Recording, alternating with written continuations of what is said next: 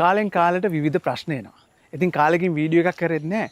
අපි ඒ දවස්වල ගෑස් ප්‍රශ්නෙට බයෝගෑස් හදලා විසඳුමක් හැදුවා වගේ මේකත් ප්ලාස්ටික් භාජන වලින්ම කරන්න පුළුවන් විසඳුමක්.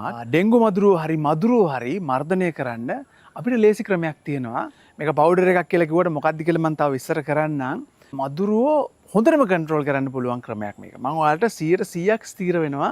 මොකද මේක මම අත්හදා බලලා තියෙනවා. මම මේක පාවිච්චි කරලා තිනවා. දැන් මට තියෙන ප්‍රශ්නේ තමයි ලංකාවේ මිලදී ගන්න බලනකොට ලංකාවේ මිලදී ගන්න එහෙම එකක් නැහැ. ලංකාවට ගෙන්නන්න තියෙන ක්‍රමය නිසා තව ටිකක් ගැටලුවක්. කැලේ සුද්ධ කරගන්න එක හොඳයි. ඇත්තටම ඒතකොට මදුරුව අඩු වෙනවා. නමුත් මේ කැලේ තියෙනකොට මම පෙන්නුවේ මම මේ වැඩේ කරපු ඒරියා එකක්. මේ විතරක් නෙමෙයි. එතකොට ගොඩාක් දුරකට මේක බලපවත්වනවා. මේ වත්ත ළඟ ඉන්න අයටත් මේකේ ප්‍රයෝජනයක් තියෙනවා. ඔයාලත් මේක කරන්න ගත්තොත්. ඒක නිසා ඔයාලා දන්නවා ඇති මම අත්හදා බලන්නේ නැතුව දෙයක් ඔයාලත් එක්ක බෙදාගන්නේ නැහැ. මේකට මං හිතන්නේ දැන් පවතින ආණ්ඩුවෙනුත් සපෝට් එකක් හම්බෙයි කියලා. රයිට්? මොකද මේක බැක්ටීරියාවක්. ලැබ් එකක හදපු බැක්ටීරියාවක් නෙමෙයි. මේක ස්වභාවිකව තියෙන බැක්ටීරියාවක්. මම මේ ළඟදී රිසර්ච් කරනකොට හම්බුණා ලංකාවෙත් මේ බැක්ටීරියා එක තියෙනවා කියලා. මේ පොළොවේම හටගන්න බැක්ටීරියාවක්. ඇමරිකාවේ එහෙමනම් හරි බහුලව භාවිතා කරනවා. මොකද මදුරු කොයිල් එතකොට මේ වගේ ආග්‍රහණය කරන්න හොඳ නැති දේවල් පාවිච්චි කරන්නේ නැතුව ස්වභාවික ක්‍රමයෙන්ම මදුරුව පාලනය කරන්න පුළුවන්. ඇත්තටම වැහි වතුර එකතු කරලා ගන්න පුළුවන් නම් මේ වැඩේ තවත් සාර්ථකයි. පවතින ආණ්ඩුවට මේ ගැන අදහසක් ඇති කියලා එයාලට අමතක වෙලා නම් තියෙන්නේ. මොකද මේ රිසර්ච් එක කරලා තිබ්බේ කලින් ඉස්සර. ඉතින් මේ ආණ්ඩුවෙන් කරේ නැත්තම් මං හිතන්නේ වෙන ආණ්ඩුවකින් කරයි කියලා. අපි මේකටත් විසඳුමක් හොයමු. 3 in blessed home එකත් එක්ක එකතු වෙලා ඉන්න ඔයාලට ස්තුතියි. මේ වැඩෙත් කරන්න. මේ වැඩෙත් ප්ලීස් කරමු අපි ලංකාවේ. එතකොට ඩෙන්ගු මර්ධනය කරන්න, මදුරුව මර්ධනය කරන්න අපි එකතු වෙලා වැඩක් කරා කියලා අපිට සතුටුයි. මේක අපිට ලොකු මුදලක් යන්නේ නැතුව සරලව කරන්න පුළුවන් වැඩක්. යන්කෝ කියලා කතා කරමු. ඉතින් කොහොමද 3 in blessed home එකේ අපි හැමතිස්සෙම වීඩියෝ දාන්න විදියක් නැහැ. හැබැයි මොන හරි දෙයක් කරන්න තියෙනවා නම් ඔන්න අපි ඒකට ඉදිරිපත් වෙනවා. මොකද අපි ඔයාලට බ්ලෙසිං එකක් වෙන්න ඕන හින්දා මම දන්නවා අපිත් එක්ක එකතු වෙලා ඉන්න අයටත් මේ පිළිබඳව අදහසක් තියෙනවා. රයිට් අපි කෙලින්ම වැඩේට බැස්සොත් මේ දවස්වල මදුරුවෝ ඉන්නවා, ඩෙන්ගු ප්‍රශ්නේ තියෙනවා. හැබැයි ඩෙන්ගු වලට විතරක් නෙමෙයි මැලේරියා, ඒ වගේම මේ රෝගකාරක ගෙනියන සෑම මදුරුවෙකුටම පහර දෙන්න අවස්ථාවක් ඔන්න අපිට තියෙනවා. මේක මම අත්හදා බලපු එකක් සහ මේක ලෝකේ සාර්ථක වෙච්ච එකක්. එකම ගැටලුව තියෙන්නේ බිස්නස් කාරයෝ එමත් නැත්නම් කම්පැනි මදුරු කොයිල් විකුණන අය, වේපරයිසර්ස් විකුණන අය මේ වැඩේට කැමති නැහැ. ගොඩාක් රටවල් වල විශේෂයෙන් ඩිවෙලොපින් කන්ට්‍රීස් වල මේක යටපත් කරලායි තියෙන්නේ. මම ඔයාලත් එක්ක බෙදා ගන්න ක්‍රමේ.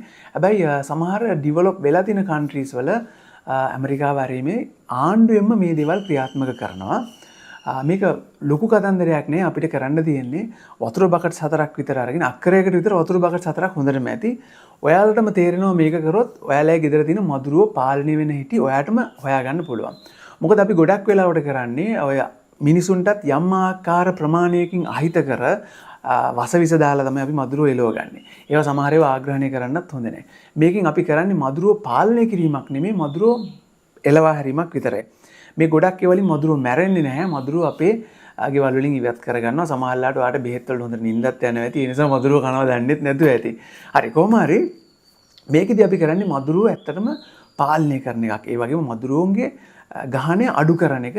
ඒක සමහරට එයාලා නැති කරන්නත් පුළුවන් වෙයි. මම දන්නේ නැහැ කොච්චර දුරට ඒක සාර්ථක වෙයිද කියලා. නමුත් 90%ක්ම මදුරු වසංගතයට සාර්ථක විසඳුමක් විදිහට මේක රිසර්ච් කරලා මේක විද්‍යාඥයෝ හොයාගෙන ඉවරයි. හැබැයි මේක එළියට එන්නේ නැති හේතුව මම දන්නේ නැහැ කියලා කියන්න බෑ.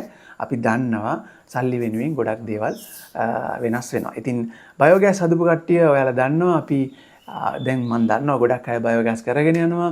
ඉතින් මේකත් ඒ වගේම ඔයාට වගේම රටට ගොඩ යන්න පුළුවන් ක්‍රමයක්. මේක ප්‍රොඩක්ට් එකක් මම දන්නවා. ඒක ලංකාවේ නැහැ ගන්න. මම හෙව්වා.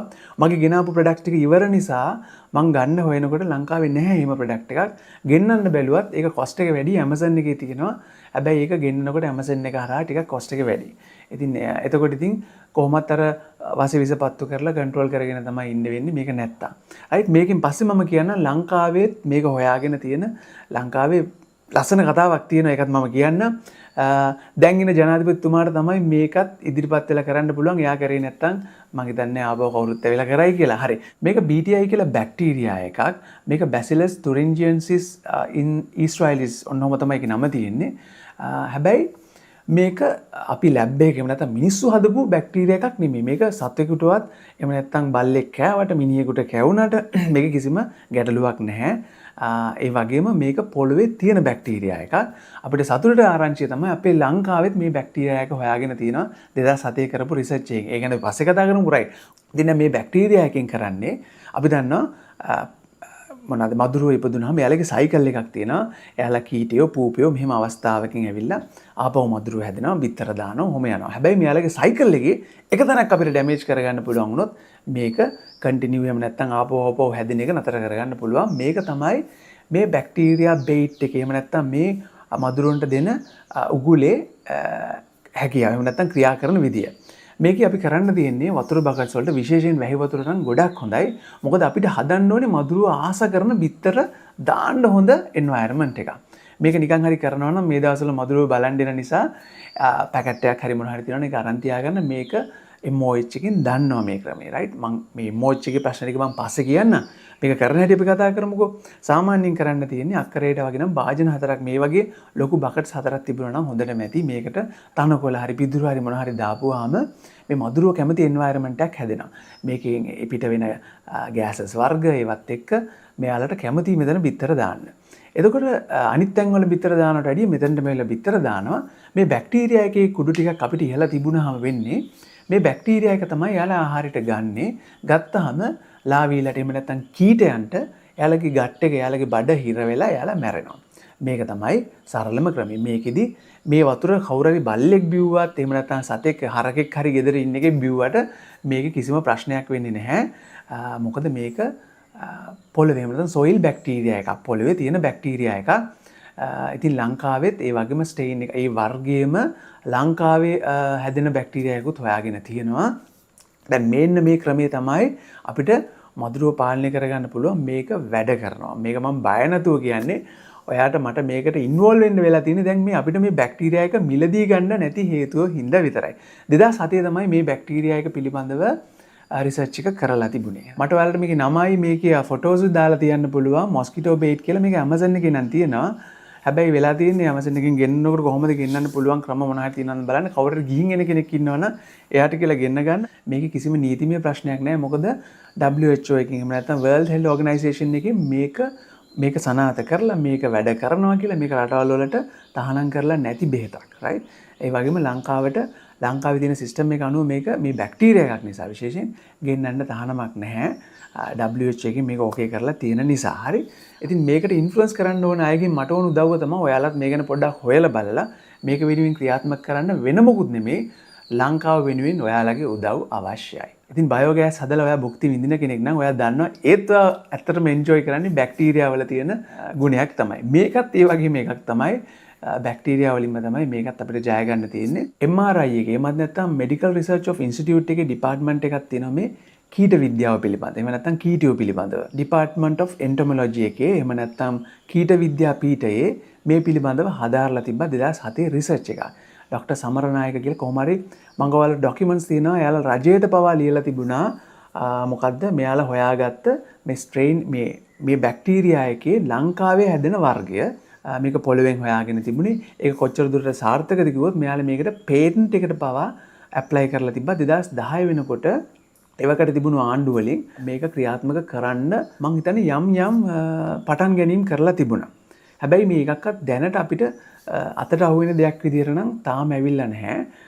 මේක ලංකාවේ පොළවේ තියෙනවා කියලා හොයාගත්තට පස්සේ ඒක ආපහු වවලා ඒ විදිහට හදලා මේක අපිට මිලදී ගන්න පුළුවන් ප්‍රොඩක්ට් එකක් විදිහට කරන්න සූදානම් වුණා. ඉතින් ඔයාලට තේරෙනවා ඇති ඇයි ඒක නතර වෙනව නම් නතර වෙන්නේ කියලා. ඉතින් මේ පිළිබඳව පොඩ්ඩක් හොයලා බලන්න. රයිට්. මේ පිළිබඳව ඔයාලට අත්දැකීමක් ලබන්න ඕන නම් ටිකක් කොස්ට් එක වැඩි. අරකින් තමයි දැනට ගෙන්න ගන්න තියෙන්නේ. මං ගාවත් නැහැ. ඉතින් කාට හරි බිස්නස් අයිඩියා එකක් තියෙනවා නම් එයාට පුළුවන් මේවා හදන්න පටන් ගන්න. මොකද මේකේ පේටන්ට් එකක් තියෙනවා. එයාලත් එක්ක කතා බහ කරලා මෙඩිකල් ඉන්ස්ටිටියුට් එකත් එක්ක කතා කරලා ඕනනම් මේක කරන්න පුළුවන්. ඉතින් මේ වැඩේත් කරන්න පටන් ගන්න. ඉතින් ඇත්තටම ගවර්න්මන්ට් එකෙන් තමයි මේකට ඉන්වෝල්ව් වෙන්න වෙන්නේ. මොකද දැන්ටමත් පේටන්ට් එක තියෙනවා මම දන්න විදිහට MRI එකට. ඒ නිසා එයාලත් එක්ක එකතු වෙලා කරන්න පුළුවන් නම් හොඳයි. ඔය කියන වෙළඳ උඩර වැට්ටි වලට යටත් නොවි අනුර කුමාර දිසානායක මහත්තයාට එහෙම නැත්නම් අපේ රටේ ජනාධිපතිතුමාට මේකට මොන හරි ඇක්ෂන් එකක් ගන්න පුළුවන්. ඉතින් ඒ වීඩියෝ අපිට කරන්න පුළුවන් දේ තමයි ඔන්න අපි කරන්නේ. ඔයාටත් පුළුවන් මේ පිළිබඳව ෂෙයා කරන්න. මේ වීඩියෝ එකත් පුළුවන් නම් ෂෙයා කරන්න. කරලා මේක පොඩ්ඩක් දැනුවත් කරන්න මිනිස්සුන්ට. මෙහෙම ක්‍රමයක් තියෙනවා. මේ ක්‍රමේ හොඳට වැඩ කරනවා. මේක අපිට සුවදායි වගේම ලාභදායි ක්‍රමයක්. මොකද මේ පැකට් එක අපි නිකන් ලංකාවේ සල්ලි වලින් ගත්තොත් රුපියල් 100ක් වගේ රුපියල් 200ක් වගේ මුදලක් තමයි වෙන්නේ. අපි මේක අරගෙන මාසයක් දෙකක් පාවිච්චි කරනකොට අපිට දැනේ අපි අර වසවිස වලට වියදම් කරපු මුදල් වලට වැඩිය ලාභයි වගේම ඒක හරිම ඉෆෙක්ටිව්. ඒක හරියට හොඳටම වැඩ කරනවා. ඊටත් අමතරව ඔයා අර වගේ වසවිස ගෙදර ගෙනල්ලා දරුවෝ ඔයාට සුවසන රෝග මේ වගේ ප්‍රශ්න ඇති වෙන එකත් මෙතන වළක්වා ගන්න පුළුවන්. එතනත් ඔයාට ලොකු ඉතුරුවක්. මොකද ඩොක්ටර්ස්ලාට යන කොස්ට් එක ඉතුරු වෙනවා. ඉතින් කොහොම හරි මේ මම හැමතිස්සෙම ඔයාලට මතක් කරන්නේ පුළුවන් තරම් ඔෆ් ග්‍රිඩ් ලයිෆ් එකකට පුරුදු වෙන්න කියලා. ඉතින් මොකද ග්‍රිඩ් එකේ එහෙමත් නැත්නම් ලෝකේ තියෙන්නේ පුළුවන් තරම් ඔයාගෙන් මුදල් කඩා ගන්න වැඩම තමයි. ඉතින් මේක හොයලා බලන්න මේක කරලා බලන්න ඔන්න 3-in-1 ටෙස්ට් ඩෝම් එකකින් අපි ඔයාලට තවත් බ්ලෙසිං එකක් ගෙනාවේ. ඉතින් මම ඉදිරි දවස්වල මම අලුත් ප්ලේලිස්ට් එකක් ගේන්න බලාපොරොත්තු වෙමින් ඉන්නවා. මගේ PhD එක කම්ප්ලීට් කරන්න ළඟයි දැන් මම ඔස්ට්‍රේලියන් OBC කැම්පස් එකේ. ඉතින් මම දැනටමත් උපදේශන සේවය කරගෙන යනවා. ඒ පැත්තෙන් මට මොනවද බ්ලෙසිං එකක් වෙන්න පුළුවන් කියලා මම පොඩි ප්ලේලිස්ට් එකක් කරන්න බලාපොරොත්තු වෙනවා. ඒකත් එකතු වෙලා ඉන්න. ඉතින් මේ වැඩේට මොනවාරි සපෝට් එකක් දාන්න බලන්න මේකට කරන්න පුළුවන් දේ ඔයාලට පුළුවන් විදියට මොනවාරි දෙයක් කරන්න right. ඉතින් විශේෂයෙන් මම දන්නවා අපේ channel එකත් එක්ක එකතු වෙලා ඉන්න අයගේ මානසිකත්වය. එයාලා අනිවාර්යෙන් රට වෙනුවෙන් එහෙම නැත්නම් අර ආත්මාර්ථකාමීත්වයෙන් එළියට ආපු කට්ටියක් නිසා තමයි මම මේ වීඩියෝ එක ෂෙයා කරේ. බලන්න මොනවද අපිට කරන්න පුළුවන් කියලා මම ඔන්න සරලව කිව්වා.